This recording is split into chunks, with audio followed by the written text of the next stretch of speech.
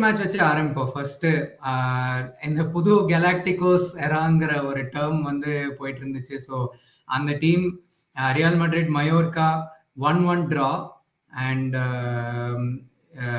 Like அன்எக்ஸ்பெக்டடான result. Like எல்லாரும் வந்து மட்ரிட் வந்தோடனே உடனே 3 கோல்ஸ் அடிப்பாங்க, லைக் எல்லாம் ஸ்மூதா போகும்னு நினைச்சிட்டு இருந்தாங்க ஆஃப்டர் தட் அந்த சூப்பர் கப் கேம்க்கு அப்புறம்.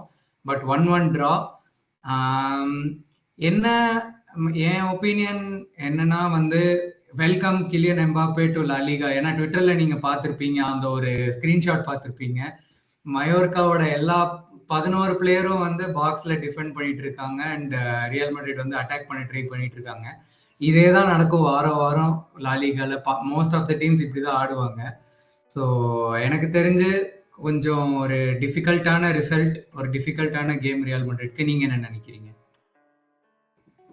ஐ திங்க் எதிர்பார்த்ததான். நிறைய பேர் சொல்லுவாங்க நான் வந்து பார்சலோனாவே கான்பிடண்டா இருப்பேன், எனக்கு இந்த மயோர்காவே வந்து எப்பவுமே மயோர்கா கெட்டாஃப் இதெல்லாம் வந்து ஒரு மாதிரி நீஷ் டீம், ஒரு மாதிரி பழைய காலத்து ஃபுட்பால் தான் அவங்க ஆடுற. ரொம்ப ஹாப்பியா சொல்ல போனா அந்த டிஃபெண்ட் பண்றதே அவங்க வந்து ரொம்பவே சந்தோஷமா டிஃபெண்ட் பண்ணுவாங்க.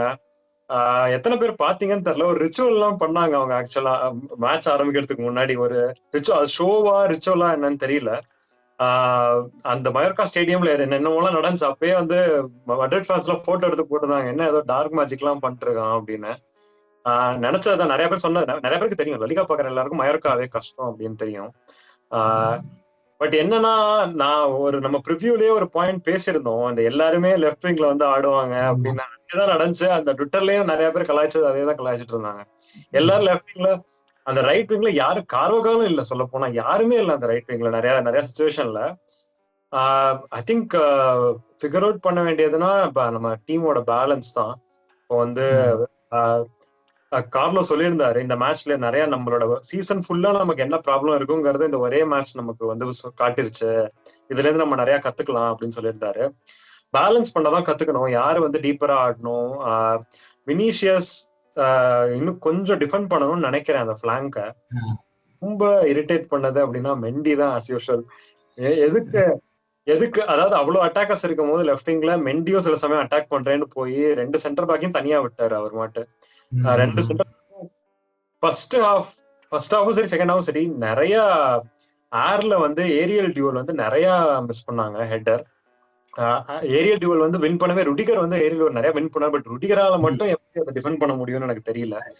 கண்டிப்பா இவங்க யாருமே ரொட்ரிகோ நல்லா ஒர்க் ரேட்லாம் இருந்தாலும் இவங்க யாருமே ஏரியல் டியூவல் வின் பண்றதுல வந்து ஒரு கம்ஃபர்டபுளா இருக்கிற மாதிரியே தெரியல.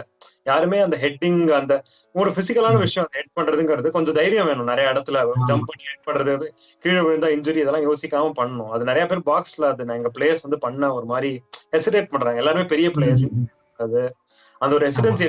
செட் பீஸ்ல எல்லாம் ஜம்பே பாதி டீம் தான் ஜம்ப் பண்ணுது, மீதி டீம் வந்து சும்மா உட்காந்து பாத்துட்டு தான் இருக்காங்க செட் பீஸ்ல. ஸோ ஐ திங்க் செட் பீஸ்ல வந்து டிஃபெண்ட் பண்றதை வந்து இன்னும் கத்துக்கணும். But first game tough game மயோர்காவே. எம்பாப்பேக்கு வந்து இதுதான் இன்னும் கொஞ்சம் ஒரு டைம் எடுக்கும், 2-3 கேம்ஸ் அவே போனாதான் தெரியும்.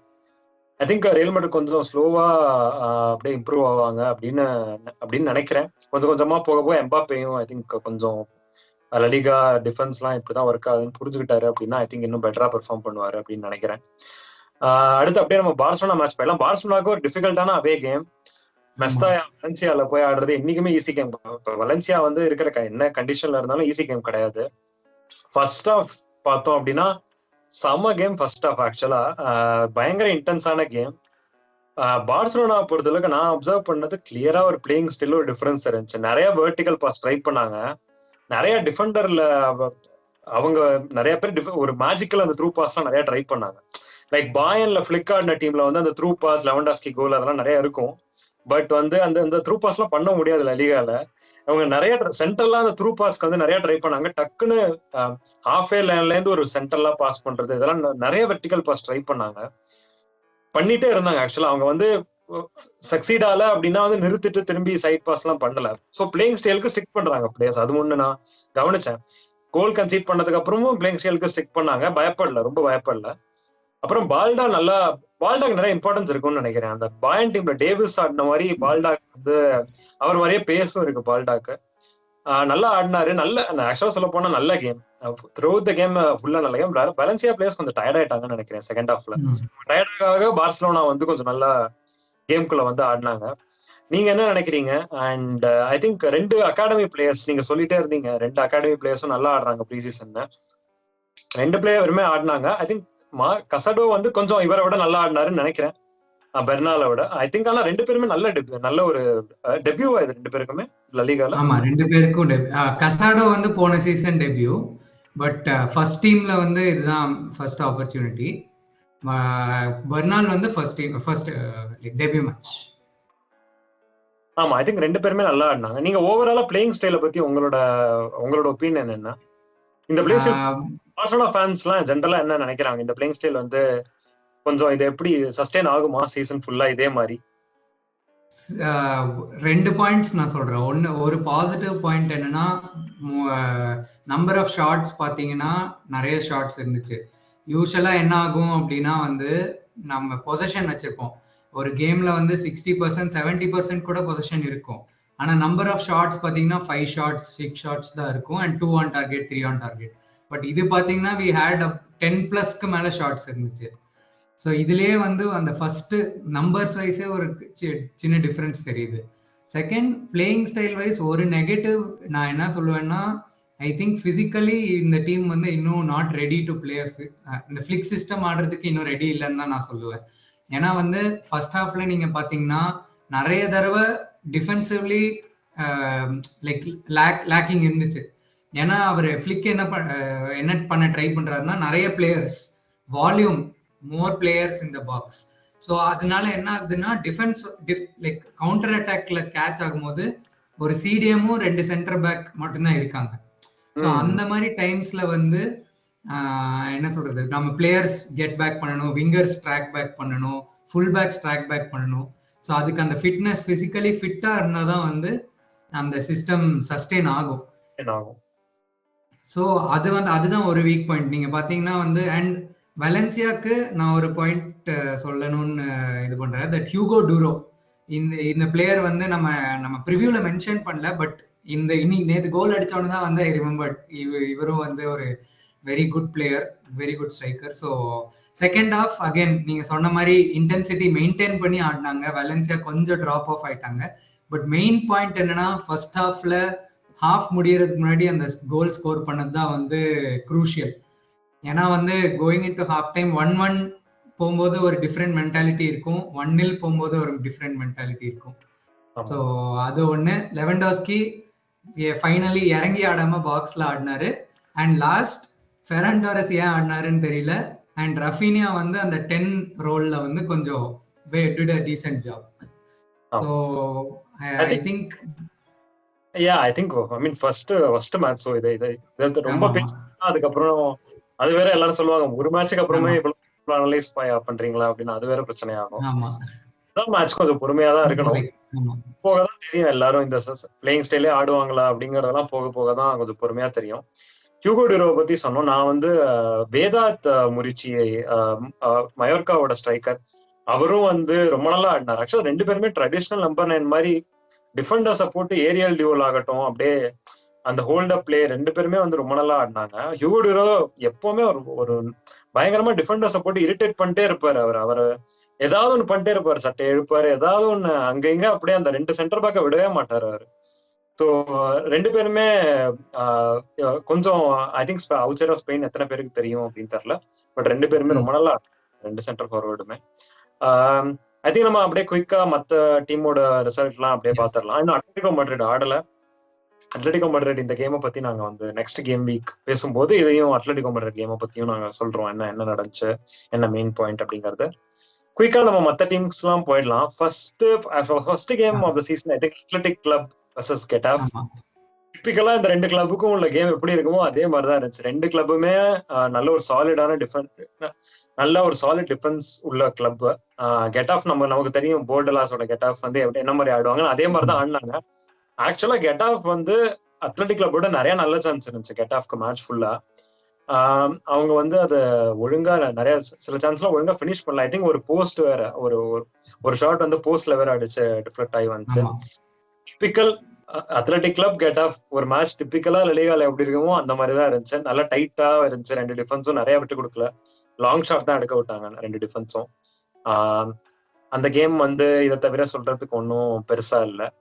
நீங்க நிக்கோ வில்லியம்ஸ் வந்து எனக்கு தெரிஞ்சு அந்த சாகா முடிஞ்சுன்னு நினைக்கிறேன்.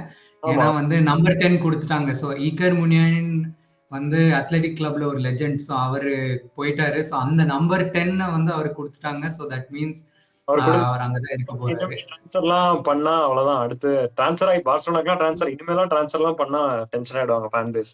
திரும்பி அவர் சான் மெமோஸ்க்கு நுழைய முடியாது இதுக்கு மேல. ஏன்னா ஸ்டாண்டிங் ஓவேஷன்லாம் சாரி 15th அன்னைக்கு ஸ்டாண்டிங் ஓவேஷன்லாம் கொடுத்தாங்க அவருக்கு. ஸோ இதுக்கப்புறம் ட்ரான்ஸ்ஃபர் ஆகி போக மாட்டாருன்னு தான் நினைக்கிறேன். ஐ திங்க் அந்த சாகா அதோட அவ்வளவுதான் இந்த சீசனுக்கு. அது குயிக்கா பார்த்தோம்னா வேற கேம் பெட்டிஸ் ஜிரோனா இருந்துச்சு. நல்ல ஒரு 2 கிளப்ஸ். இந்த கேம் பத்தி நான் ஒரு கொஞ்சம் பாயிண்ட் சொல்ல விரும்புறேன். ஏன்னா வந்து லைக் மித்த பிரீமியர் லீக் ஃபேன்ஸ் எப்படின்னு தெரியல, பட் லாலிகா ஃபேன்ஸ்க்கு வந்து இது one of the big games மாதிரி. ஸோ ஒரு ஓப்பனிங் ஃபிக்சர்லயே வந்து பெட்டிஸ் வெர்சஸ் ஜிரோனாங்கிறது ஒரு மவுத் வாட்டரிங் ஃபிக்சர்னு சொல்லலாம்.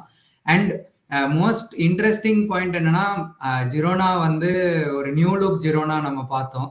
Like new players, Bryan Gil இருந்தாரு, அப்புறம் ஓரியல் ரொமியோ திருப்பியும் பேக் டு ஜிரோனா. அண்ட் அப்புறம் கொஞ்சம் நியூ பிளேயர்ஸ் பார்த்தோம் ஜிரோனால. நியூ ஸ்டைல் ஆஃப் பிளே பார்த்தோம். ஒரு 4-3-3 பார்த்தோம். அண்ட் ரியல் பெட்டிஸ் அஃப்கோர்ஸ் எப்பவும் போல one of our favourite teams to watch. So அவங்களும் வந்து very very very beautiful game to watch. Score line வந்து 1-1 இருக்கலாம், பட் அந்த குவாலிட்டி ஆஃப் சான்சஸ் ரெண்டு டீமுக்கும் வந்து இருந்துச்சு. ஸோ ஐ திங்க் 1-1 வந்து வெரி ஃபேர் ரிசல்ட். அண்ட் ஒரு ஷவுட் அவுட் பிளேயர்னு சொன்னோன்னா ஐ திங்க் ஃபெக்கீர் இந்த கேம்ல வந்து he was very very brilliant. நான் வந்து ஃபுல் கேம் பார்க்கல, but parts of the game which I saw வந்து ஃபெக்கீர் வாஸ் வெரி இம்ப்ரெசிவ். நீங்க என்ன சொல்லுவீங்க? ஐ திங்க் ஃபெக்கீர் தான். I think player of the match Fekir தான் நினைக்கிறேன். ரியல் பெட்டிஸ் வந்து டிப்பிக்கலா அவங்க டீம் ஆடினாங்க. அதே 4-2-3-1 பெலக்ரினியோட 4-2-3-1 ஃபெக்கீர் சென்ட்ரல் அட்டாக்கிங் மிட்ஃபீல்டர் இதுதான் ஆடினாங்க. ஃபெக்கீர் தான் பிளேயர் ஆஃப் த மேட்ச். நல்ல ஒரு tight game again. I think வேற எதுவும் பெருசா சொல்றதுக்கு இல்ல. ரெண்டு டீமுமே ஐ திங்க் எங்களோட ப்ரெடிக்ஷன் படி ரெண்டு டீமுமே வந்து யூரோப்பியன் ஸ்பாட் கம்பீட் பண்ணக்கூடிய டீம். ஸோ ரொம்ப கேம் வீக் ஒன்றுக்கு ரொம்ப நல்ல பிக்சர் இது.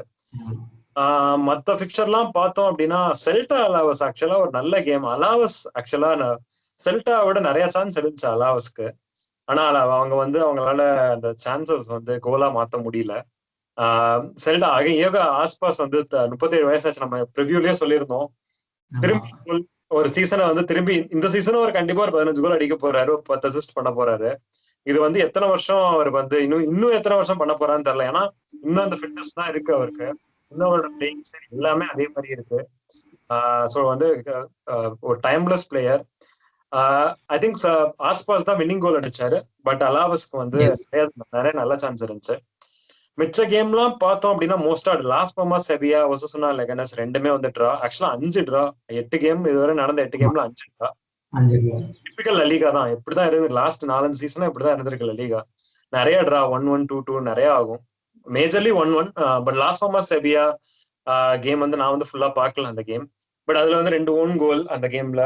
அண்ட் ஐ திங்க் பிளேயிங் ஸ்டைல்னு பார்த்தா இன்னும் ஒரு 2-3 கேம் வீக் அப்புறம் தான் நமக்கு தெரியும் இந்த டீம்ஸ் எல்லாம் வந்து எப்படி இன்ஸ்டன்டா ஆடுறாங்கிறது. ஸோ ஃபர்ஸ்ட் வாரமே வந்து நாங்க வந்து பிளேயிங் ஸ்டைலை பத்தி எல்லாம் சொல்ல விரும்பல. பொறுமையா பார்த்துட்டு இவங்க வந்து ஒழுங்கா ஒரு ஸ்டைல் ஆடுறாங்களா, ஒரு மேட்ச் பார்த்தா வந்து எல்லாருமே வேற லெவலுக்கு ஆடுற மாதிரி தெரியலாம். பட் அது போக போக தான் தெரியும். பட் அப்செட் ஆஃப் இந்த கேம் வீக்கோட அப்செட்னா ராயோ வலக்கானோ வந்து ரியல் சொசைட்டியோட டெஃபீட் பண்ணிட்டாங்க. லிவர்பூல் ஃபேன்ஸ் எல்லாம் ஒரு ஹேட் வாட்ச்ல இருந்தாங்க. அது வந்து ரொம்பவே சக்சஸ்ஃபுல் ஃபெயிலியரா எனக்கு தெரியல. ஏன்னா சுபிமண்டி வந்து ஒரு ரேர் கோல், சுபிமண்டி கோல் அடிச்சிட்டாரு. தோத்துட்டாங்க. சோ ஐ திங்க் அது சக்சஸ்ஃபுல், ஓவராலா சக்சஸ்ஃபுல் ஹேட் வாட்ச். பட் சுபிமண்டி கோல் வந்து ஐ திங்க் ஜனவரிக்கு அப்புறம் கோல் அடிக்கிறாருன்னு நினைக்கிறேன் சுபிமண்டி. வேற அந்த பத்தி உங்களுக்கு ஏதாவது இது இருக்கா? பட் ராயவலக்கானோ வந்து நல்லாவே ஆடினாங்க. ரியல் சொசைட்டி ஒன்றும் பெருசா கிரியேட் பண்ணல. சுபிமண்டி வந்து ஆக்சுவலா சப்ஸ்டியூட்டா தான் ஆடினாரு. சுபிமண்டி வந்து ஃபுல் கேம் ஆடினார், சப்ஸ்டியூட்டா தான் ஆடினாரு. அந்த பாயிண்ட் தான் சொல்ல இது பண்ணேன். பிகாஸ் அவங்க பிளேயிங் 11 பாத்தீங்கன்னா வந்து இன்னொன்னு நோட்டீஸ் பண்ணிருப்பீங்க, மிக்கேல் மெரினோ ஸ்குவாட்லயே இல்லை. ஸோ அது வந்து லுக்ஸ் லைக் அந்த ஆர்சனல் டீல் மோஸ்ட் லைக்லி போயிட்டு பிஹைண்ட் த சீன்ஸ் நடந்துட்டு இருக்குன்னு நினைக்கிறேன். ஸோ 2 ஸ்டார்டிங் மிட்ஃபீல்டர்ஸ் பிளேயிங் 11ல இல்லை இந்த ஃபர்ஸ்ட் கேம் வீக்ல. ஸோ வந்து என்ன சொல்றது, ரொம்ப ஜட்ஜ் பண்ண முடியாது. லைக் ஷாக்கிங் ரிசல்ட்னு தான் சொல்லலாம். பட் வயக்கானோலையும் வந்து ஃபியூ சீசன்ஸா வந்து இந்த பலாசோன் இஃப் ஐ ஆல்சோ அவனும் வந்து ஒரு வெரி இம்ப்ரெசிவா போன ஃபியூ சீசன்ஸா விளையாடிட்டு இருக்காங்க. ஸோ வயக்கானோ வந்து ஓவராலா வந்து அதான் நீங்க சொன்ன மாதிரி பார்சா, மட்ரிட், அத்லெட்டிகோ மட்ரிட் இவங்க 3 டீமுக்குமே வந்து வேற பெரிய டீமுக்கு அகேன்ஸ்ட் பயமா இருக்கோ இல்லையோ, இந்த மாதிரி டீம்ஸ் கூடனா வந்து ரய வைக்கானோ அந்த ஒரு டீம் தான். ஐ திங்க் இதோட நாங்க இந்த ப்ரிவியூ முடிச்சுக்க விரும்புறோம். ஆப்வியஸ்லி எங்களால வந்து எல்லா 8 கேம்லாம் யாராலுமே பார்க்க முடியாது. நாங்க 2 பேரும் 8 கேம்லாம் பார்க்கல. ஸோ கண்டிப்பா நிறைய பாயிண்ட் மிஸ் பண்ணிருப்போம். யாரெல்லாம் வந்து லெகனஸ் கேம் பாத்தீங்களோ, செவியா கேம் யாரெல்லாம் ஃபுல்லா பாத்தீங்களோ, நீங்களாம் உங்க பாயிண்ட்ஸ் சொல்லுங்க. எது பெஸ்ட் கோல் அப்படின்னு எனக்கு ஒயன் சான்செட் அத்லெட்டிக் கிளப்புக்கு அடிச்ச கோல் வந்து நல்ல கோல். இதை தவிர உங்களுக்கு ஏதாவது பெஸ்ட் கோல் அப்படின்னு ரொட்ரிகோ அடிச்ச கோல் ரொம்பவே நல்ல கோல். நான் வந்து ஆப்வியஸா ரொட்ரிகோ பார்சலோனா ரியல் மேட்ரிட் விட்டுட்டு பார்த்தா இந்த ஒயான் சான்சர் அத்லெட்டிக் கிளப்புக்கு அடிச்ச கோல் ரொம்ப நல்ல கோல். நீங்க கமெண்ட்ஸ்ல வந்து எது வந்து நல்ல கேமா இருந்துச்சு, யாரெல்லாம் வந்து மத்த கேம் எல்லாம் பாத்தீங்களோ, எது வந்து பெஸ்ட் கேமா இருந்துச்சுன்னு போடுங்க. எது உங்களை பொறுத்த அளவுக்கு எது வந்து பெஸ்ட் கோல் அப்படின்னு போடுங்க. அதோட இந்த ப்ரிவியூ முடிச்சுக்கிறோம். நெக்ஸ்ட் வீக் உங்களை சந்திக்கிறோம். Good bye. தேங்க்யூ.